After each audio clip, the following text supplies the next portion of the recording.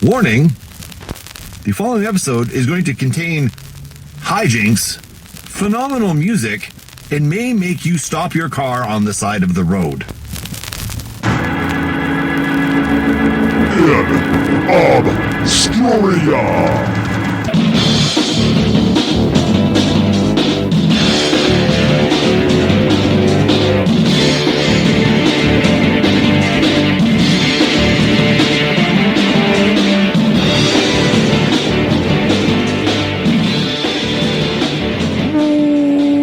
Welcome back, my friends, to the InObscuria podcast, a podcast where we exhume obscure rock and punk and metal, and we put them in one of three categories: the lost, the forgotten, or the should-have-beens. I'm Kevin Williams. Push the button.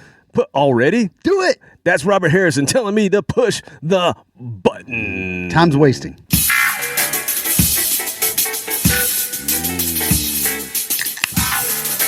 Yeah, come on. That's right, Munchketeers. It's time to get your grub on with the chef that can give it to you funky style. 4. Roberts. God not eating. That's right now, Robert. God not eating.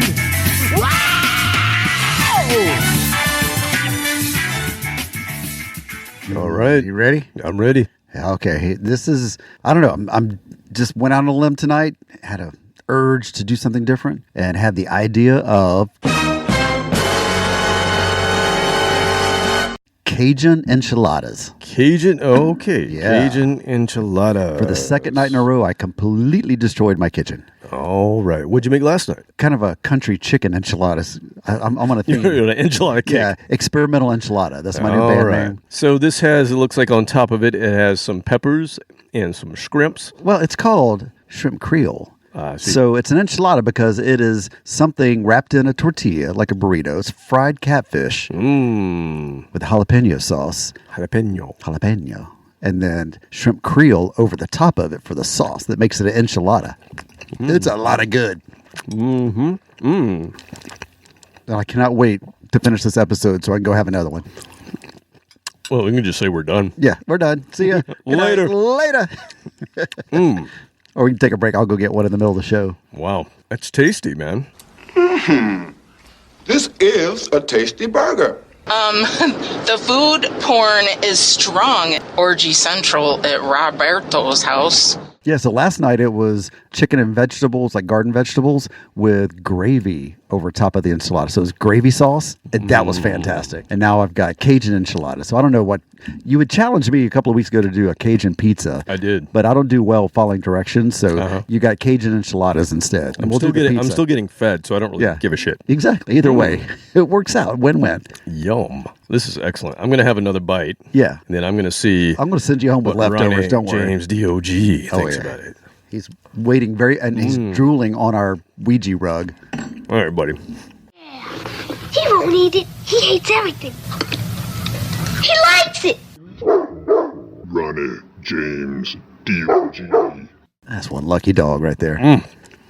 So that 2 nights in a row I've destroyed my kitchen. But this weekend I had a French chef come to my house and cook dinner for 12 of us. He is the life of parties he has never attended.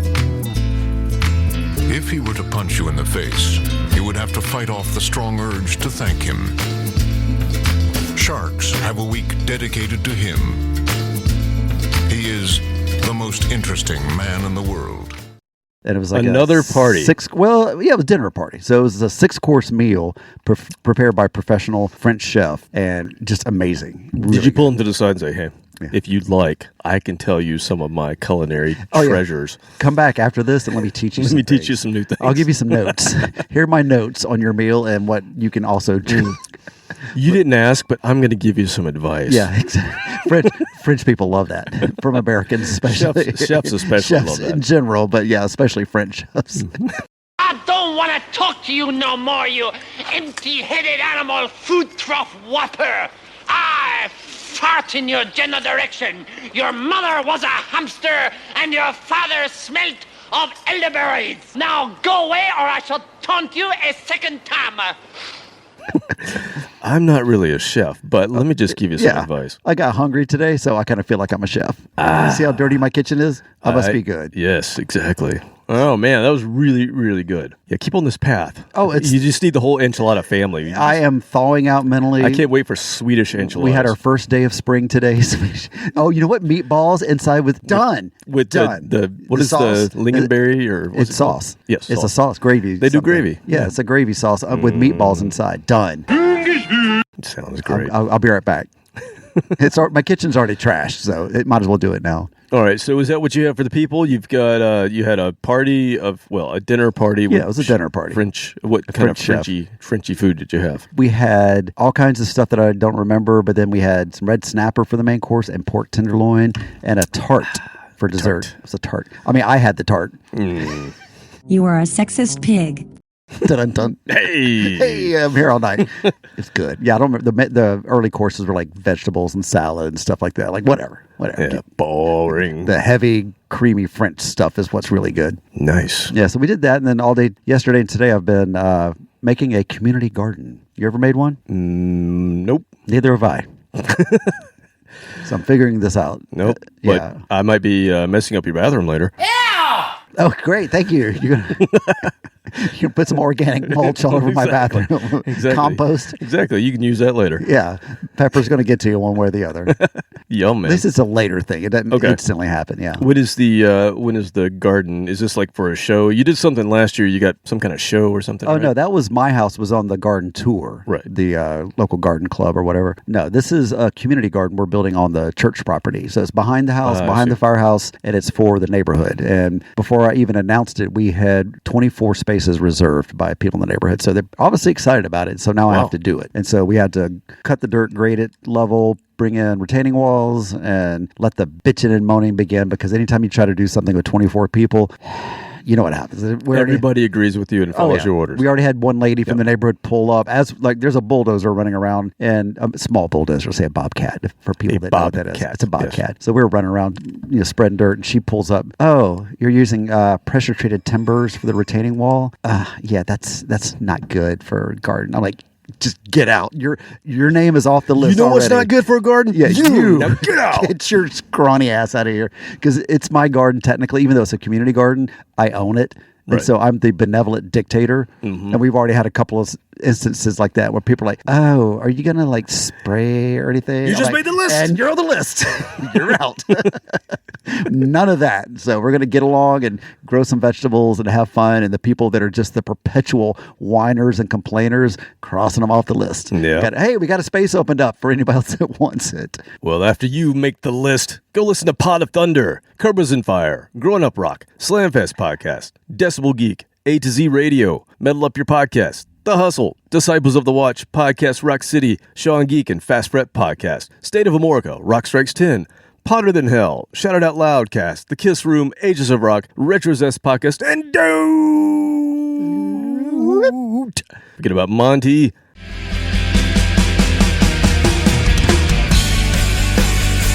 Hey, this is Monty Colvin from Galactic Cowboys and Monty's Rockcast, and you are listening to the amazing InObscuria podcast. Rock on!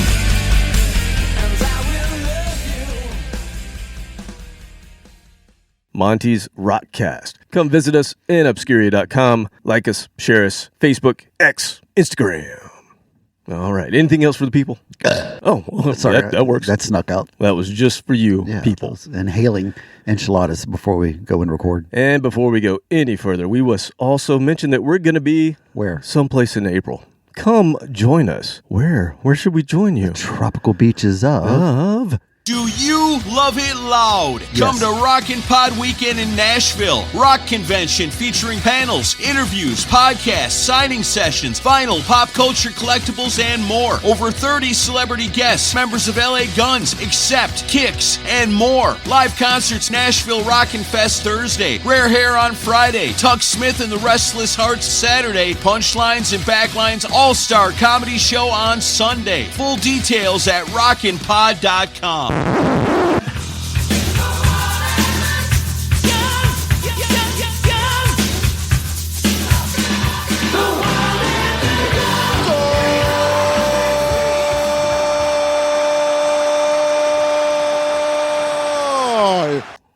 That's right. We're going to be at Rockin' Pod in April. Come join us in Nashville.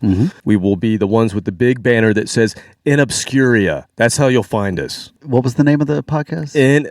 I'll spell it for you. Like enough's in. Yes, it's something like that. InObscuria. Okay, InObscuria.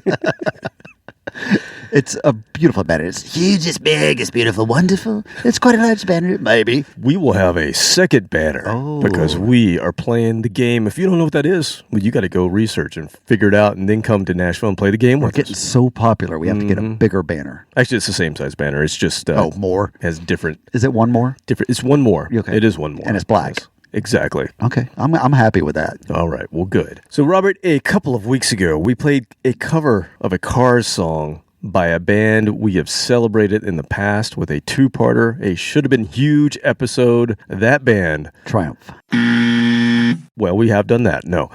That band was Warrior Soul. Oh, yeah. Yes. And we remarked a couple of weeks ago about Corey Clark's awesome sandpaper and whiskey throat. And barbed wire.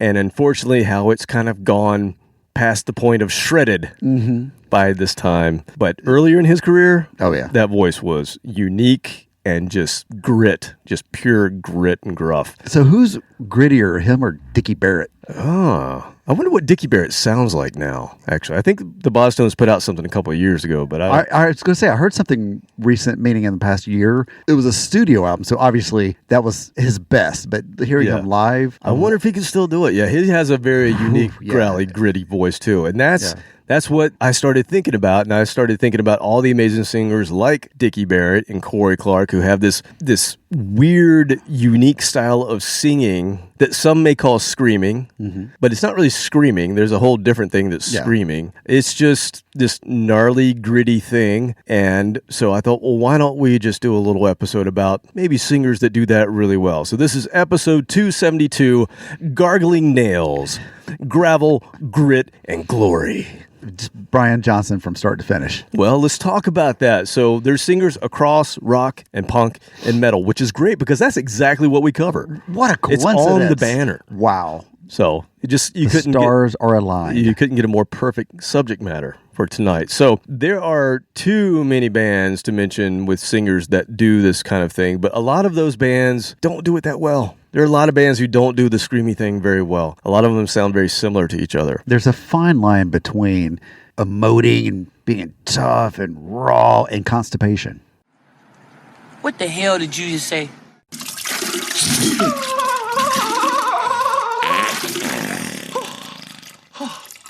True, yeah. So what I thought we would do is we were going to focus on lead singers who truly crafted special tones with their raspy throats. These are like just very unique sounds that are hard to mimic.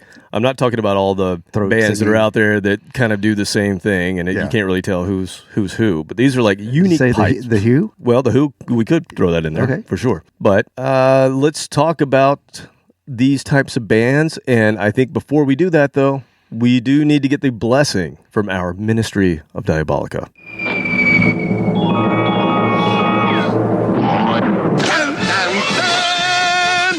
I am Captain Content. And this is my faithful companion, Mighty K. Say hello. Warrior Soul. Corey's poor voice is not as good as it used to be. God bless him. Oh, I miss that voice. I don't hate the new voice, but I don't love it like his original voice sounded. God, I miss that voice. I don't know if I'm just talking out of my ass right now, but that's how I feel right now. I miss his voice. I think she misses his voice. Original voice, man. What did he do? Is it drugs? Yes. Like getting old? Yes. Like, what happened to it? It makes me so sad. It breaks my heart. All right, I'm gonna go cry.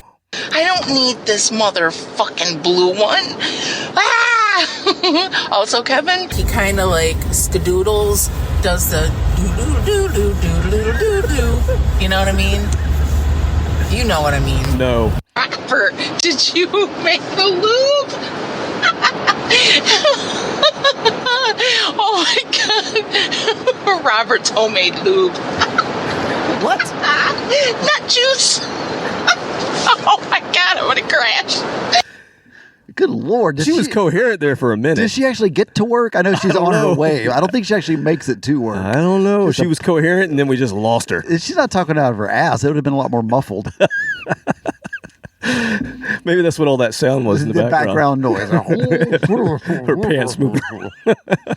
Okay, that was I think the first half was a definite yes. Move forward with what we're doing tonight. The second half was someone's gone off the rails and sniffed a little glue. Perhaps I don't know. When it's winter and it's waist deep snow, you have nothing better to do. That's why God invented gummies. What the hell you say? God invented them, eh? Yes, he did. Nice. Yes. Yeah, okay, there's always that. Okay, so I put in gravel vocals and let AI tell me who the bands are that have gravel vocals. Now, I did say in rock and roll. Look at this photograph! Well, let's see. Here's what it says.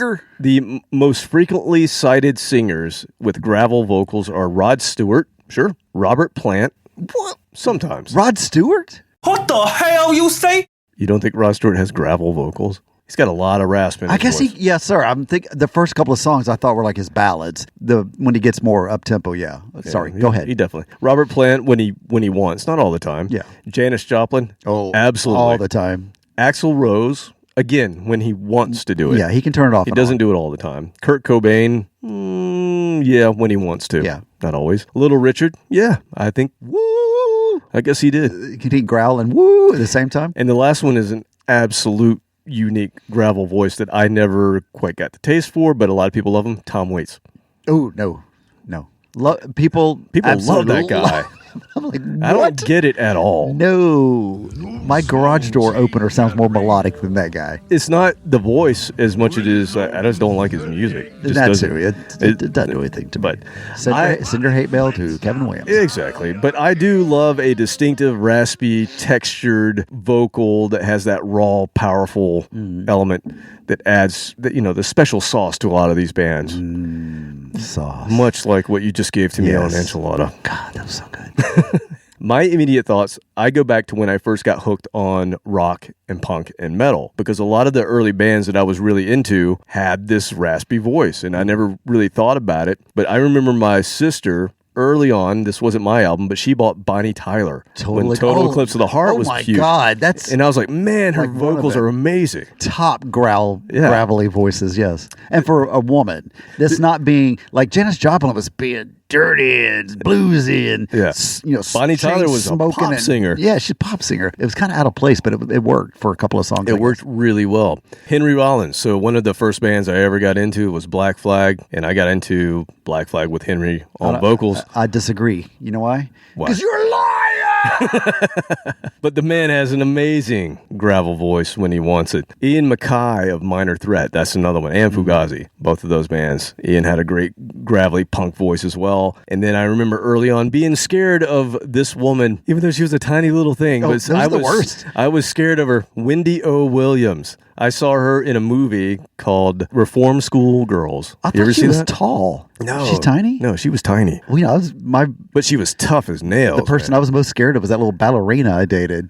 I was scared of her. She's like a 4'11", but God, she scared the crap out of me. Yeah, that was an interesting dating season for you. It was a short season, about 4 months, yeah. Yeah, but Wendy O. Williams, I'm not going to play her today, but man, her voice was just look that up sandpaper. Watch the videos, yeah. I don't know enough about her. You should, there's a really good documentary Reform School Girls. Reform School Girls. Horrible movie, but for a young man who caught it on Cinemax late at night. Oh, no. Yours wasn't scrambled? No, it wasn't scrambled. Oh, man, because, the scrambled. My pants were. Why do young girls misbehave? Is punishment the answer? Welcome to our country club, ladies. This is the last stop on your tour. Here they are, the loveliest girls in the history of socially conscious cinema. Reform School Girls. My name's Edna. Some of the girls call me Eddie. I like that. Some are innocent, but not for long. some refuse to be degraded. For about 10 seconds, Your time is doubled. So's your chin. they come from all walks of life just to get stepped on. Time flies when you're having fun. See the lyrical shower scene. Reflect on the dramatic kitty stomp. Think about the spectacular hose down. This is the motion picture they said couldn't be made. Reformed School Girls, starring Wendy O. Williams, You're all wankers. Pat Ast, Bring me something to wipe my shoe. Linda Carroll, Kill you murder! and Sybil Danning as Warden Sutter. You will treasure the heroic saga of young ladies and their struggle for respect, decency, and a warm place to take a shower. Control! Complete control! So young, so bad, so what? Reformed School Girls.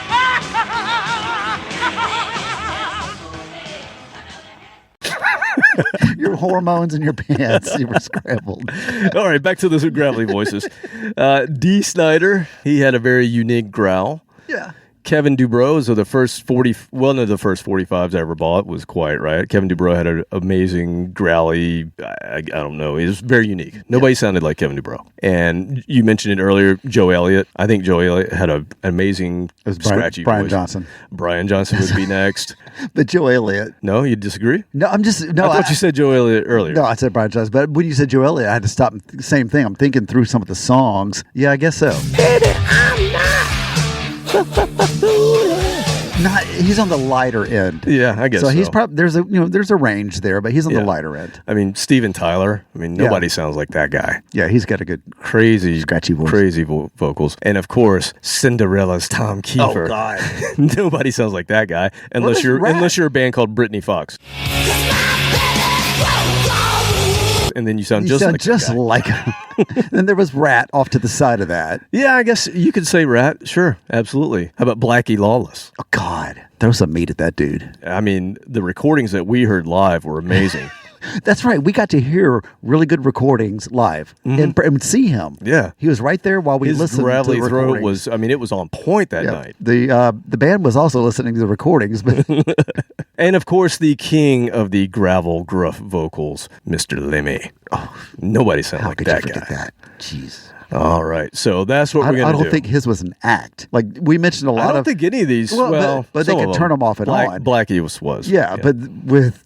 Motorhead, it was Motorhead. Yeah. Lemmy, it was just him. Yeah, I guess you're right in the fact that many of the ones we just mentioned, when they're speaking, they don't sound like when they're singing. That's what I'm saying. Lemmy sounded like Lemmy all the time. Doesn't care. The cigarette, the Jack Daniels, everything. The constant Jack Daniels. Gargling with Jack Daniels. Yes. Yeah, he wouldn't just pour you a Jack Daniels. He would hand you a whole bottle, and that's what you would drink, like a Coke. Yep.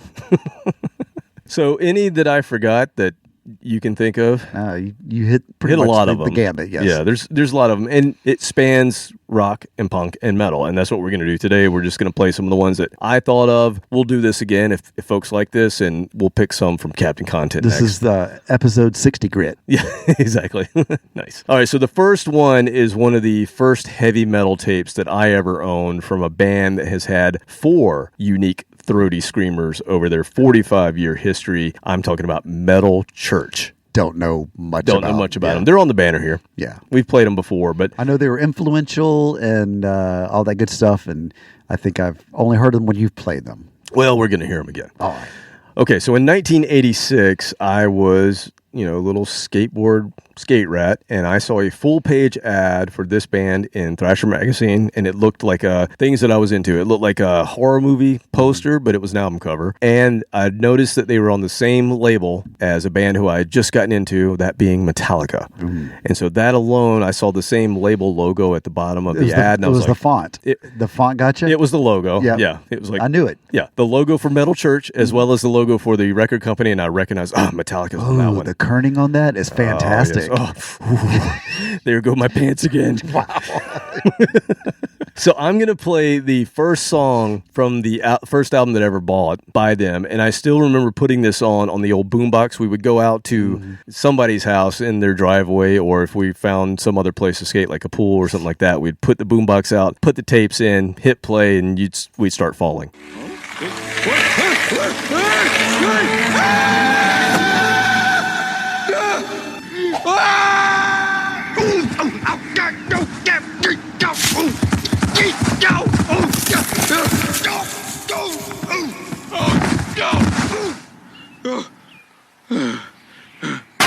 That's what you fell to the music. We skated a little. We mostly fell. It was because was South Carolina as flat as Florida was? Because the skating was a little hilly. challenge. It was a little hilly. We didn't in our really area. have hills to go on. Yeah, it was hilly enough that we fell with some velocity. Yeah, and this is pre-helmets. Oh yeah, no, we did. I did have knee pads though. Okay. Yeah, but I hit my head a lot. What? Can't tell.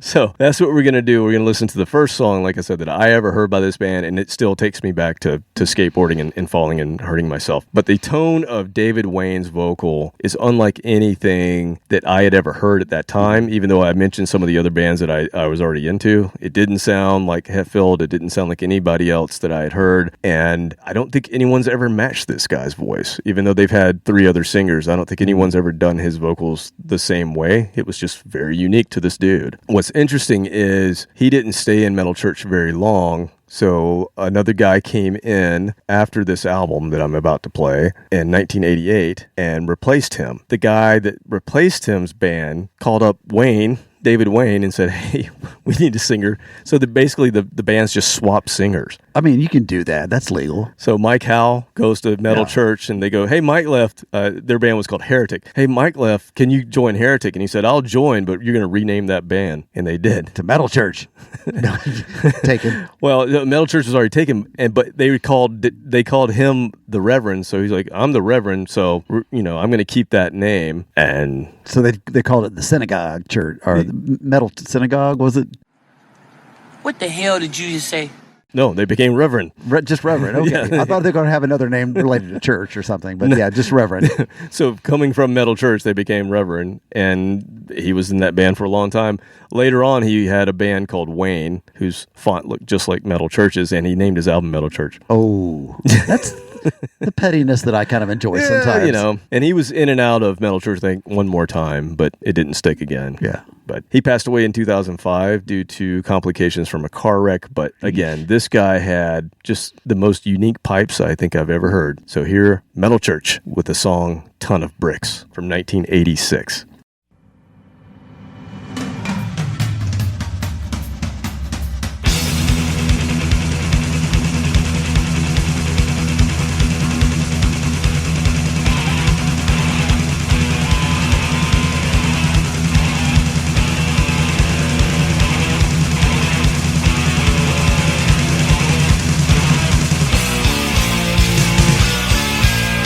Rip it up, check it out, blood begins to flow.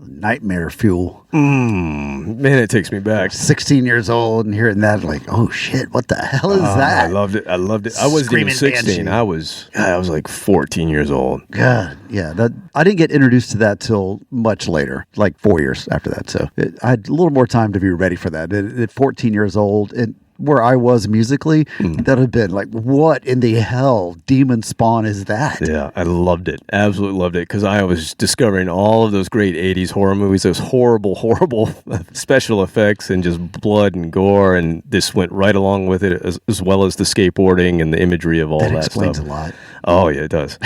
Oh, man. I have listened to this tape so many. That actually came from the tape. I still have the tape. Oh, that was dubbed from the tape? That was dubbed from the tape. That wasn't bad. Yeah. I'm surprised. Considering how many times you've played it. It was a little lesser quality, I think. It's lost a little bit, but I'm I don't also care. half deaf, so you can't. Yeah. It just can't tell the difference. I don't know. There's something special about it. Love it. So there's our metal. We say that it shows up in punk as well. So I think we should do the same band that we've mentioned this before. We've played this band 3 times on the show. They've been played on our past Black Friday shows, as well as I played them on the solo show for the 2024 Shallow Graves episode, because they put out a great album last year. I still got to listen to that. You should. Yeah. It's fantastic.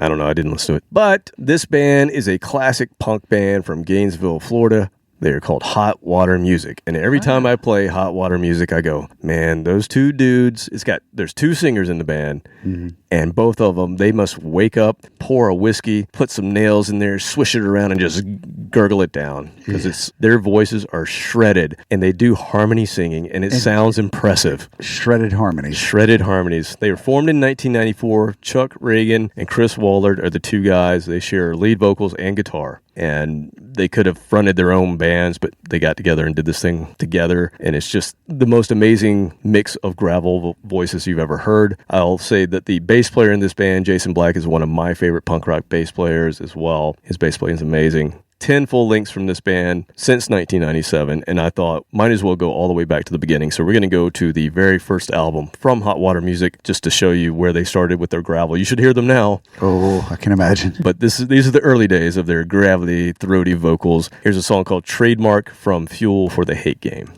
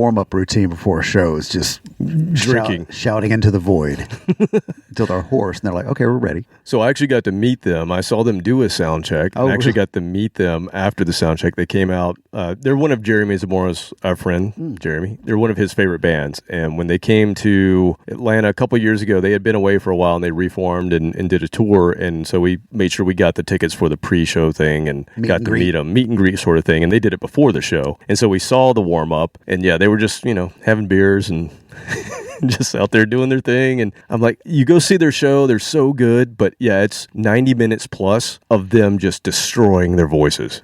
I'm shaking my head.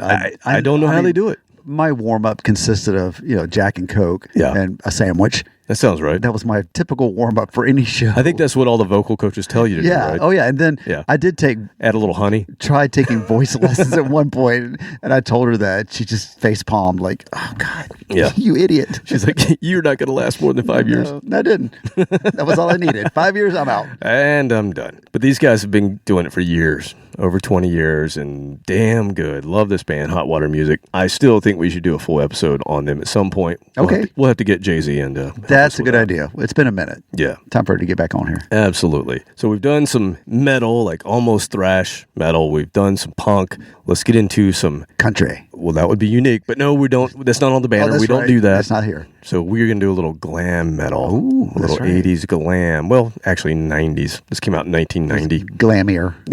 Almost there. So tons of hair metal bands had screamy, screechy, tried to be gravelly.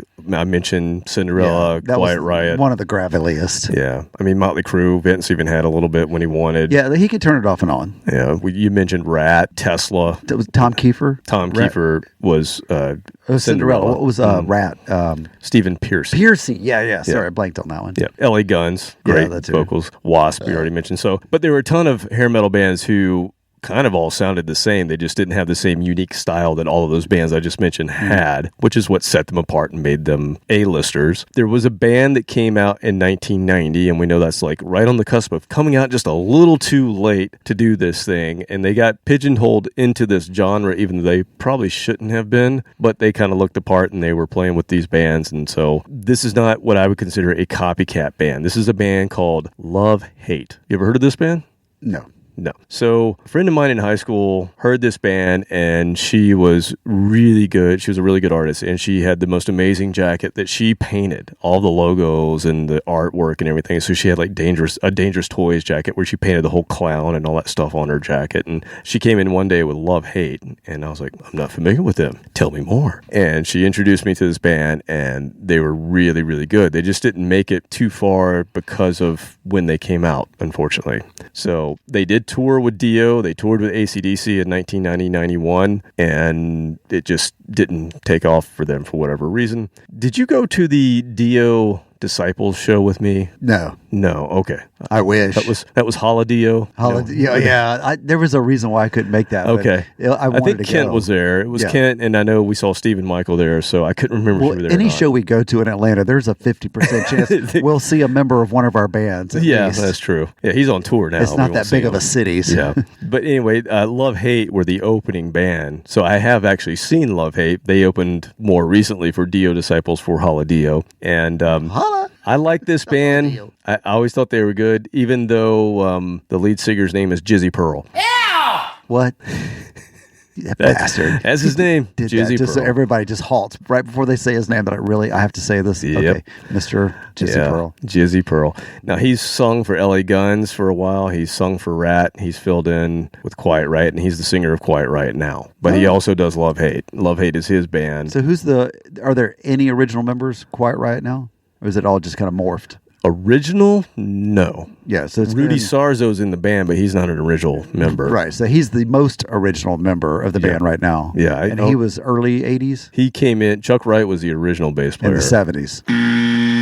In the 70s, and I think Chuck Wright played a little bit on Metal Health, and then he left. Okay. So he missed all of the big time of that album. Yeah. But he came back for QR3, I believe. Yeah, I use the example of Molly Hatchet, where they're on like their third or fourth generation. They don't have any members. They're all dead. Yeah, they're all dead. But then, even then, what they call the classic members. Another weird vocal though. Another unique gravelly. It's like a gargle. It's a true gargle. That's a gurgle. Gurgle, yeah. But anyway, so they came up in conversation today because a friend of mine was getting his vehicle fixed, and somebody else was asking for recommendations. And online, he was like, "Oh, we go to this shop. He's really good." Da da da da. Oh, and he was the drummer for Molly Hatchet. That was like his claim to fame for being a good mechanic. He was also the drummer for. I'm like, which one? There's got to be 12. Hey, can you fix this? Maybe. I was the drummer for Molly Hatchet. Yeah. What does that tell you? Better change that oil, or you are flirting with disaster. Oh boy! Sorry, tangent there. But that brought up a weird gurgly instead of a gravelly. That was a unique voice, though. But here is a very unique voice that Jizzy Pearl has. Ow! And how many more times can we say his name? Well, Jizzy Pearl. Ow! Not Jay-Z. No, not Jizzy. Jizzy. Yeah, Jizzy. Good old Jizzy Pearl. Ow! We're 13. Oh boy. But I love this album. It came out in 1990. It's called Blackout in the Red Room, and I'm going to play the title track. It's just badass to me, and listen to these pipes. Unique.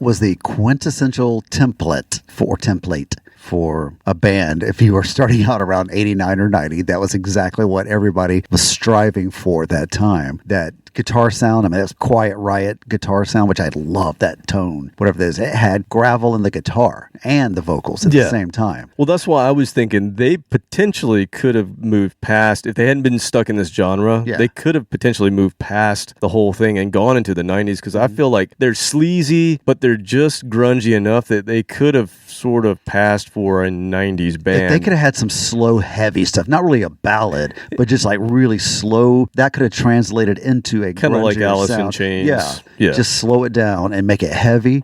So this is off their debut album. Their second album, they only had the two on the major label, and then they released albums almost until the end of the 90s, kind of on their own independently. But the first two albums were on majors, and the second one did have a little bit of that. They were trying to move into it, but it didn't connect for some reason with the mainstream, but I think they could have potentially gone there. It just didn't work out. But it was good. I liked it. It wasn't too cliche sounding. Like there were some bands around this time and later that were trying to hit all the cliches. And they were trying to do the formula thing. And that's why it was so easy for me to turn away and go to grunge and alt music, because it was just horrible. Yeah. But this is still just heavy and good. But with that I mean, I love some good Cheese. I love some of those bands that are just so horrible that I love them because of that. But this is not one of those. This was actually a really good band who were fairly unique. They just got labeled and therefore couldn't move forward. And I think as we're talking about it, I think one of the things that I really disliked about it when it was too bluesy and like silly almost. Fake blues. Yeah, white boy blues.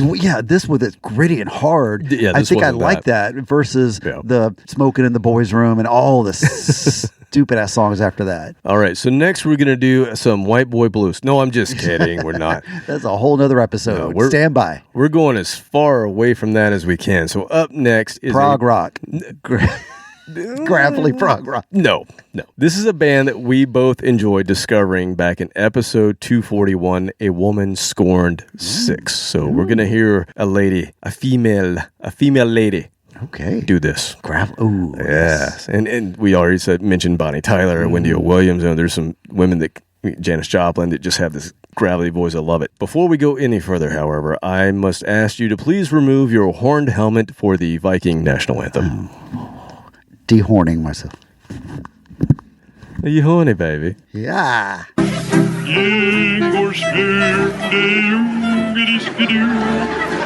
Boars and scurvies and pork. There we go. Yes, of course. A band from Stockholm, Sweden. So this was a band that's formed in 2003. They started off as more of a punk band, but are now more of a metal band. They've kind of morphed a little bit over the years. Recently, they started their 20th anniversary party tour, and the Gems, another Swedish band that we really love, of some Swedish ladies, they have been opening some of these shows. So unfortunately, the Baboon Show are not coming anywhere near us. We cannot go see them. But we are going to play the Baboon Show Nothing again. like a good baboon show. So I don't know if you remember us playing this band. Just hold your wad there, fella. Sure. But last year I discovered them on one of those tour posters that has a million bands, and their name stuck out to me. I'm like, I gotta know what that is. You gotta click on that. Click on the Baboon Show. And I listened to their music and I watched some YouTube. I'm like, I really, really like this. It's different, very different. And it's because it's somewhere between punk and metal and kind of their own thing. And it's very uniquely Swedish, I believe, which, kind of piques my interest. So in episode 241, I invited you to experience the throat of Cecilia Bostrom. Yeah! Hello. And we did. What'd you just say? Never mind. Go, baby! Yeah, oh, I see what you're saying. You are a sexist pig. Anyway. And we did. We experienced her throat. Oh, God. Good times. Good times. We loved it. Yes. And I mentioned to you, you loved it. And Mighty K said she loved it when she heard it. And I mentioned to you then that, she even uses that voice when she does a ballad. And you said, oh, I got to hear that. So guess what? We're going to hear that now. Couple skate only. So here's the Baboon Show with a nice, soft ballad for you called Gold from God Bless You All 2022. You know I'm not afraid, and I got nothing to lose. If you got no option, you don't get to choose. Sometimes you get a roll, you get a minute to shine. I know I was told you shouldn't dig too deep to get gold, 'cause you're getting old. And if I go, will you follow? You know I got it all. I give you my heart, my soul, but ain't got no gold. Come walk with me forever. I'm going to give it all. No matter how hard we try, we'll never find gold.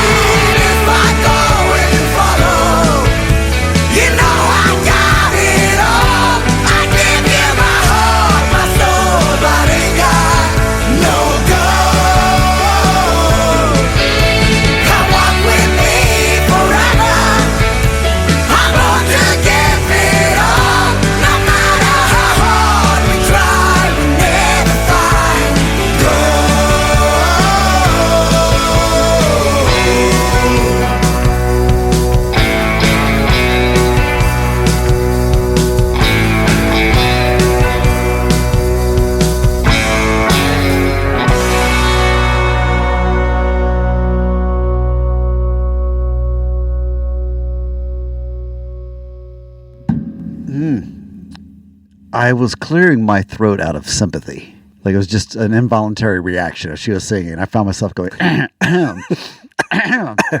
that is, because it wasn't me, but I just felt like I needed to clear my throat out of sympathy for her, for whatever she was going through while she was singing that song. Full gravelly, gritty, and we're going to sing this soft, Lord sweet have song. Mercy. Well, it reminded me of somebody else that can be gravelly at times that I think maybe might have influenced that song heavily, Meatloaf. Yeah, it does sound like a Jim Steinman joint. It does, yeah.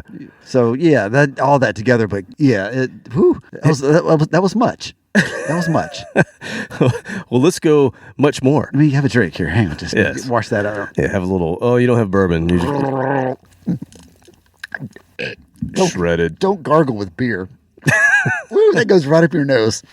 Maybe that's the way that you do this. That cleans it out. I'm going to have a little bit of my toddy. I had a snort of Miller Lite. The dog came over when I said that. Toddies are not for doggies. It's a teety. Yes. It's a hot teety. Oh, that's right. It's a hot teety. Forgot. I've trademarked that. Throats and teeties. I get 3 cents every time you say that on the radio. On the radio, huh? Yeah. That's what we do. All right, so let's just take it up another notch here with our throaty singers. So usually when you think of power metal, you think of the operatic, soaring vocals. Yes, Vikings that can belt it out. Just soaring over the tops of everybody else. That's not what we're going to play. I am going to play a power metal band, but this one breaks the rules for the opera singer. I like that. This is a band that we've played a few times over the years on power metal episodes. We played them on the not so British heavy metal episode. We played this band because they are German. They're not British. Kreisken Markengruven. Exactly. Farfenugen. Hey, screw you, man. I fed you. That's how you talk to me? I also played them 1 year on the Shallow Graves episode, which you don't remember because that was a solo episode. But this is a German power metal band that were contemporaries with Halloween and Rage and Running Wild, all bands we've played before. And the unique vocal stylings of Chris Boltendahl may be an acquired taste for some. Okay. But apparently people like this band enough because they're 45 years into their career. They're still going strong. They just released their 22nd album in January. 45 years of power metal and this voice. Wait till you, if you don't remember Gravedigger, let me reintroduce to you Gravedigger. From their album The Living Dead that came out in 2018, here's Hymn of the Damned.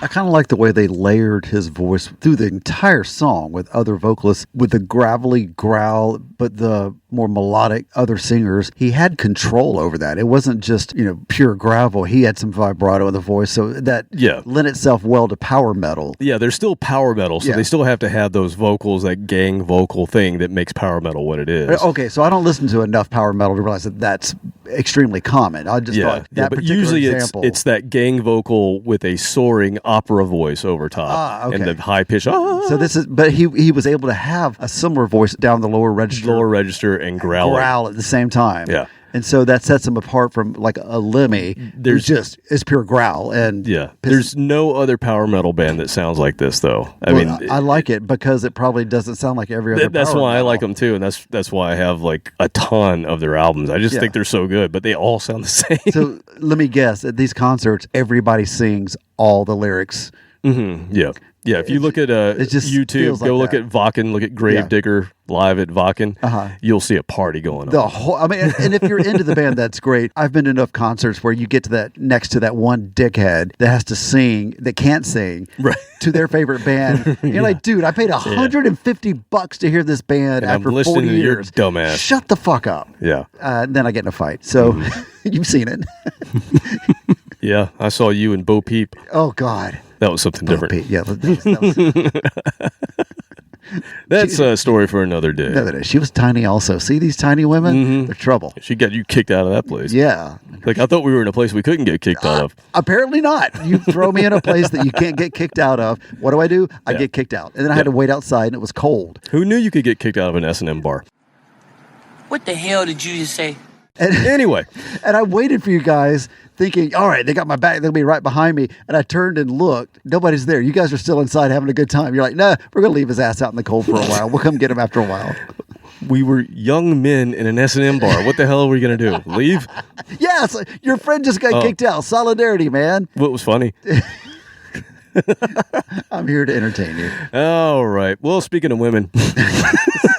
Speaking of appreciating women. Tiny women. Yeah. So for song 6, I'm going to play another song by a punk band that we featured on our very first Woman Scorned episode. And I'm going to play them again because her throat is just amazing. The gravelly, gritty sandpaper is just strong with this person. And this is an American punk rock band formed in L.A. in 1998 by vocalist and guitarist Brody Dahl. Brody. So this was, when I joined The Swear in 2004, this was the album that was required listing because this was the direction that I was told we wanted to go with this thing. If you're going to join this thing, this is the direction we're going. I never, ever thought we sounded anything like this band. But you nodded your head. But I was like, okay. And I didn't know the band. I listened to it. I'm like, damn, this is badass. It's really good. So I'm going to play The Distillers from their album Coral Fang that came out in 2003. And Brody, if you don't know, she's rather attractive for one, but she was married to Rancid's Tim Armstrong for a while, got divorced, and then married Josh Homme from Caius, Queens of the Stone Age for a while. Making a rounds? Did that. And then I think there was some not so good stuff going on between her and Josh. And so she's been in the media more than her band has been in the media because of the infamy, the versus celebrity famous, status that she has, and apparently it hasn't gone well since say 2018 or so, when I think there was an issue between her and Josh with not good things going on, and I think they're divorced now, but there was also a lot of bad blood. So that's all that you see in the media now is just the kind of celebrity bullshit. Separation. It was a deterioration. Yeah, I don't want to go into details, but not nice. But her voice is exactly what this show is celebrating. So let's go back to that album from 2003, and this is a song called Die on a Rope.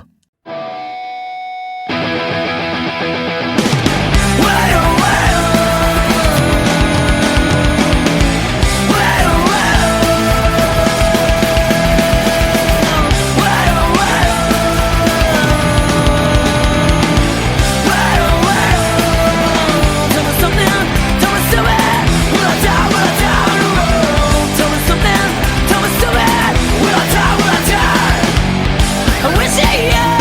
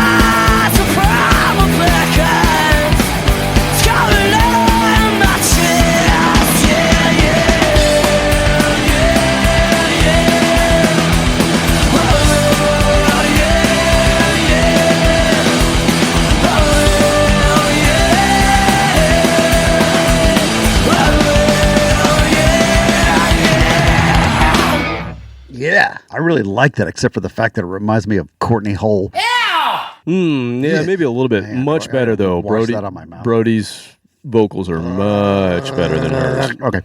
Much better now. Yes. Yeah, so anyway, yeah, I like that. That's just hard, whatever that is. It's true punk rock. Yeah, it's true punk rock, but it had a little bit of pop sensibility mixed in with it, which is my favorite kind of punk rock. And a little bit of metal, I think, with the guitar tones. Even better. So even better. Yeah, good stuff. I like that. Brody Dahl. Did you look her up? I did not. Oh, you should have looked her up. I was paying attention to the lyrics. Okay. You know me, I'm deep. All right. Yeah, you're deep.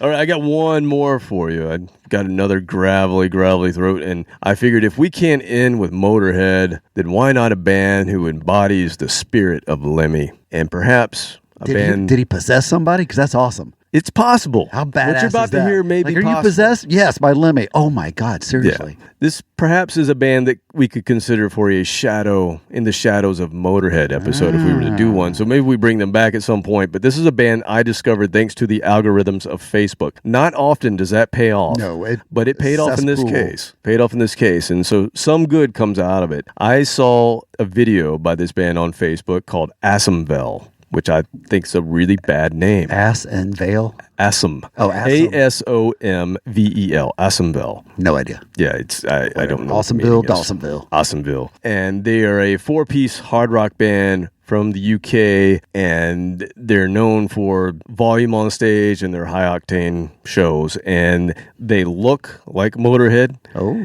And they write songs that are very similar to a Motorhead style. Yeah. And the vocalist, a young dude, sounds like a young Lemmy and even looks a little Lemmy, although he doesn't have the wart. No.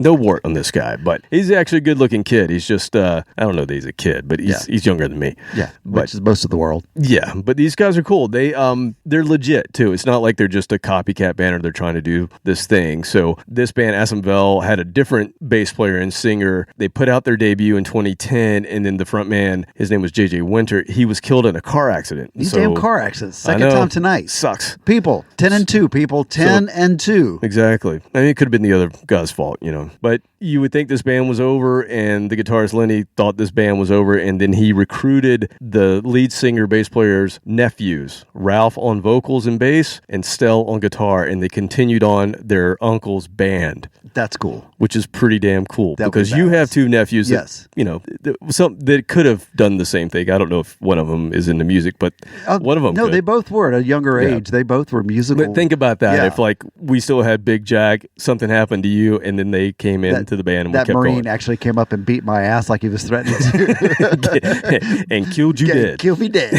3 different ways. But it's just a cool story, and they came back, they kept the name, and like I said, they just kind of embody this whole thing. And what really got me was if you go to their Facebook or Instagram and watch the videos, they're just funny dudes. Like, they're super funny, they're entertaining, they seem very genuine, and they're just kind of, they remind me of like Monty Python does Motorhead, but it's not a joke band. Right. It's just they're funny dudes when they're not playing. Yeah.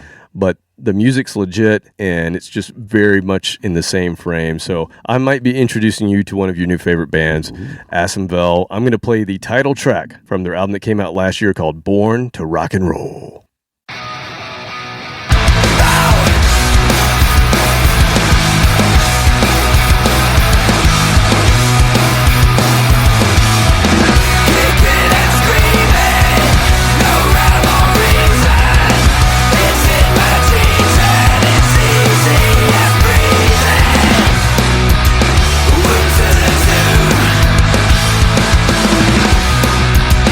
You'll never change.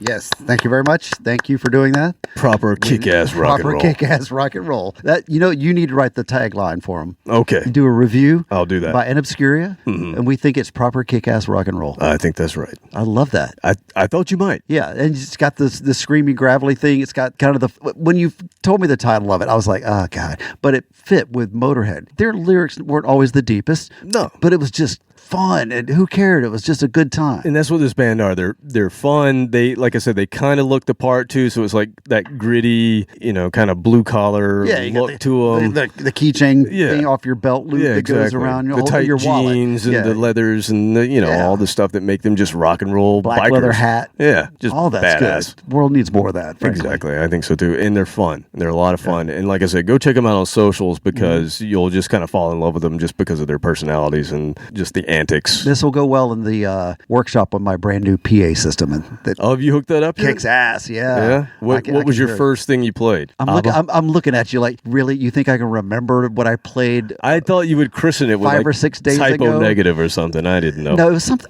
I'll remember in a second. It was something with bass because, like, I was complaining about the Bluetooth speakers. None of them had decent bass to cut through the power tools, and so it was something on there. I don't remember. 1, 2, 3, 4. Yeah. Ding dong, my love for you is going wide and strong. Yeah, ding dong.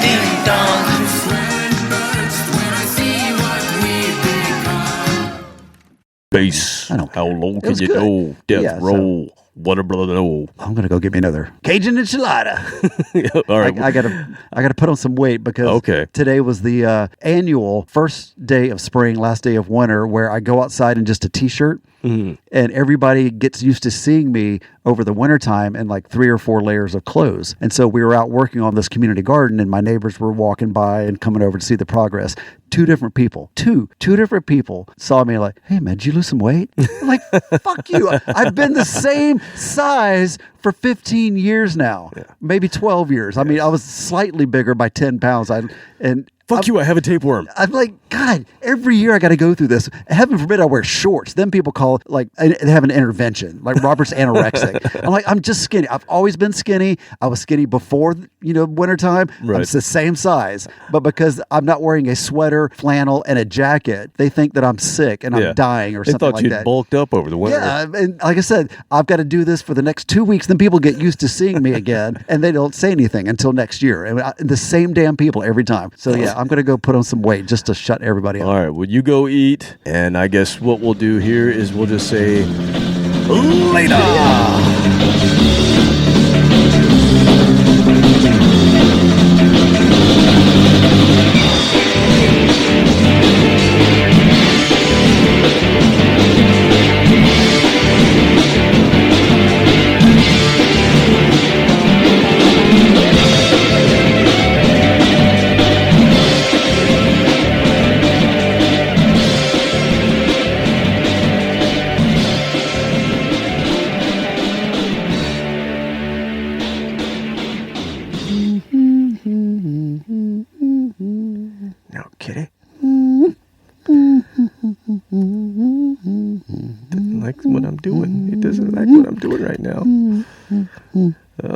Locked up. Exactly. Yeah. It's constipated. There we go.